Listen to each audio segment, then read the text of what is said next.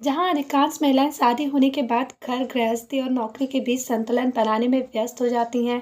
पटना की डॉक्टर अनुपमा सिंह ने अपने 3 साल के बेटे से दूर रहकर यूपीएससी की तैयारी करी और पहले ही अटेम्प्ट में सफलता भी हासिल की। अनुपमा ने यूपीएससी सिविल सेवा 2019 के परीक्षा में 90वीं रैंक हासिल की। पटना की रहने वाली हैं अनुपमा। पटना के कंकड़बाग की रहने वाली अनुपमा ने अपनी प्रारंभिक शिक्षा पटना से ही पूरी की है। उन्होंने 2002 में माउंट कार्मेल हाई स्कूल से अपनी कक्षा 10 पूरी की है। उन्होंने 2011 में पटना मेडिकल कॉलेज से एमबीबीएस किया और 2014 में बनारस हिंदू विश्वविद्यालय से मास्टर ऑफ सर्जरी किया। 3 साल के बेटे से दूर दिल्ली रहकर की यूपीएससी की तैयारी। अनुपमा ने 2013 में रविंद्र कुमार के साथ शादी की, जो पेशे से डॉक्टर भी हैं।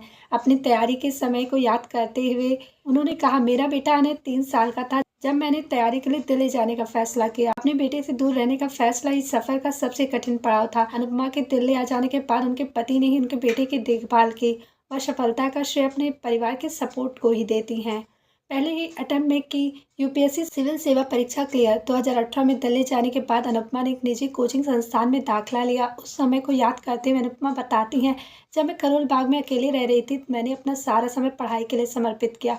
कोचिंग के बाद मैं किताबें, समाचार पत्र, पत्रिकाएं पढ़ती थी और नोट तैयार करती थी। मैं अपने बेटे के साथ वीडियो कॉल पर बातचीत करती थी।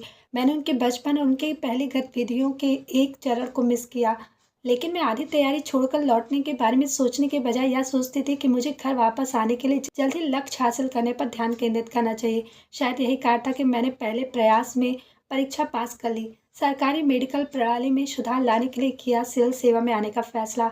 सिविल सेवाओं के प्रति उनके झुकाव के बारे में बात करते हुए अनुपमा कहती हैं, 2 साल तक झलकारी अस्पताल में अभ्यास करने के बाद मैंने महसूस किया कि स्वास्थ्य प्रणाली में परिवर्तन किया जा सकता है। एक डॉक्टर के रूप में मैं मरीजों का इलाज कर रही थी, लेकिन खराब चिकित्सा प्रणाली को सुधारना मेरे हाथ में नहीं था। मैं सरकारी चिकित्सा सुविधाओं को जनता के लिए बेहतर और मजबूत बनाना चाहती थी और इस सोच ने मुझे सिविल सेवा में आने के लिए प्रेरित किया।